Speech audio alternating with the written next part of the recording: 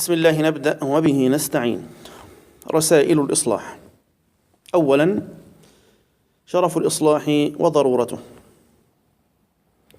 من شرف الإصلاح أنه يدعيه ويتمناه كل أحد، البر والفاجر والصالح والفاسد. حتى فرعون حارب نبي الله موسى عليه السلام باسم الإصلاح ومحاربة الفساد. إني أخاف أن يبدل دينكم أو أن يظهر في الأرض الفساد.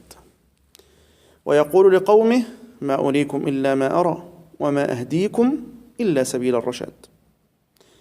وكأنما الفرعون صاحب الإصلاح والرشاد، ونبي الله موسى صاحب الفساد. نعوذ بالله من الكذب والضلال المبين. والمفسدون في كل زمان رغم إفسادهم إلا أنهم يظلون متشبثين بهذا الاسم الشريف، الإصلاح. لذلك وإذا قيل لهم لا تفسدوا في الأرض قالوا إنما نحن مصلحون. ودعوى الإصلاح وحدها لا تكفي، فهناك فرقان ظاهر بين الإصلاح والإفساد مهما بالغ صاحبه في الدعوة. ولذا جاء الرد الرباني الحاسم: ألا إنهم هم المفسدون ولكن لا يشعرون. وهذا الفرقان بين الإفساد والإصلاح أودعه الله في فطرة الخلق، وأنزله وحيا يهدي به الناس ويميز به بين الحق والباطل. ومن تولى عن هذا الوحي فإنه مفسد لا محالة. فالصلاح والفساد يعرف بالوحي المعصوم الذي لا تدخله الأهواء ولا الأدواء. فما وافق أمر الله فهو إصلاح، وما خالفه فهو إفساد ولا ريب.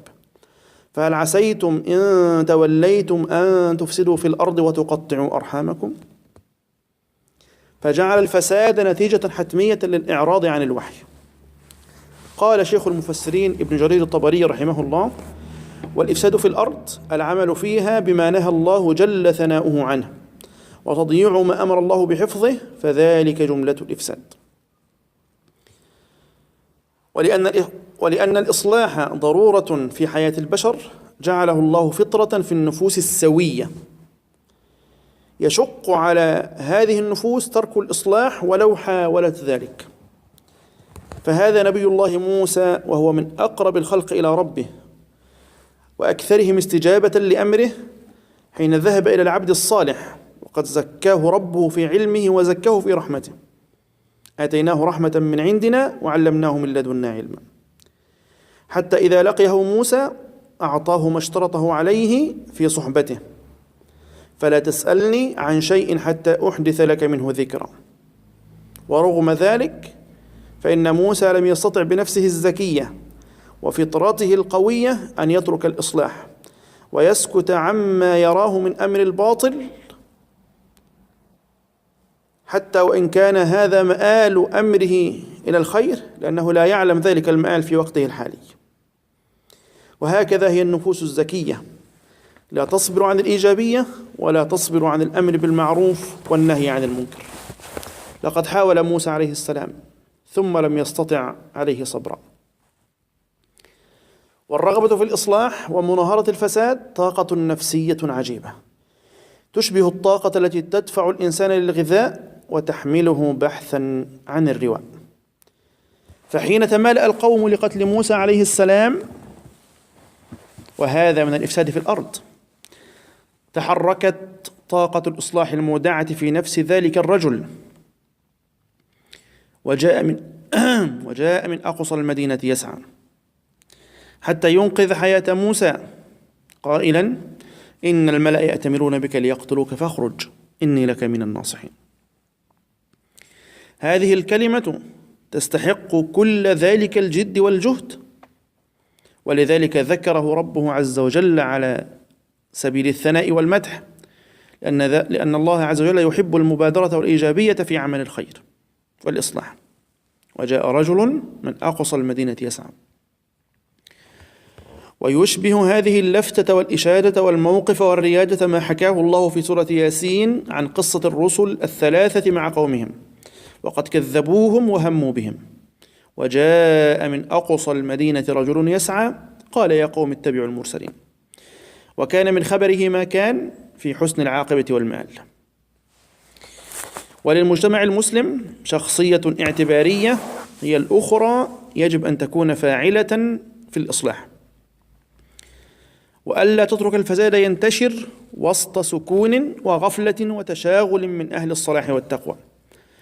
فإذا تنازعت طائفتان داخل المجتمع يجب أن يتدخل المجتمع بينهما رحمة وإصلاحا وحزما، وتصل الفاعلية هنا إلى حد القتال للطائفة الباغية إذا استوفى القتال شرطه، وهذا مظهر صارخ في إيجابية المجتمع المسلم وإصلاحه. وإن طائفتان من المؤمنين اقتتلوا فأصلحوا بينهما، فإن بغت إحداهما على الأخرى فقاتلوا التي تبغي حتى تفيء إلى أمر الله.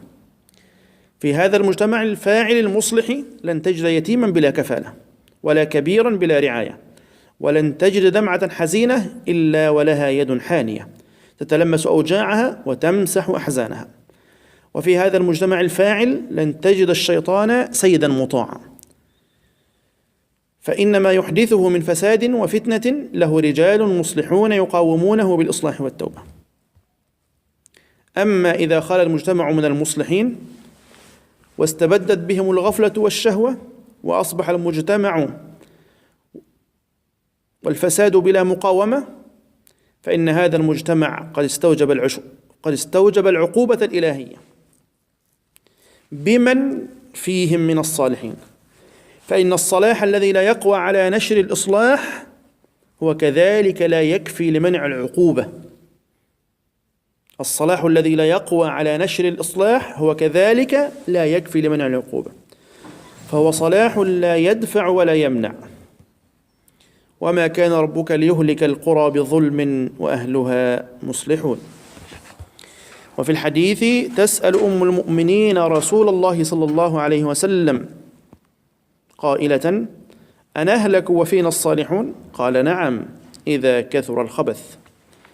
فالإصلاح والمصلحون ضمانة من العذاب لو كانوا يعقلون.